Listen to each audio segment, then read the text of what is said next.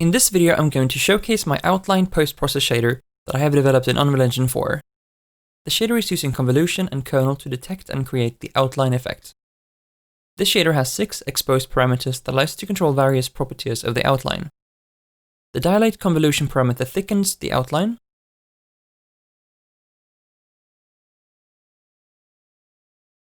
The threshold parameter determines the outline appearance.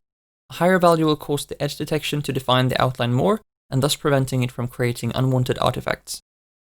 The fade parameter determines the distance at which the edge detection will stop calculating and fade out.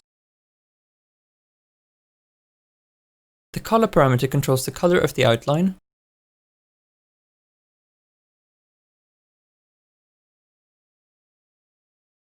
The disable color parameter will turn everything in the viewport into black except for the outline.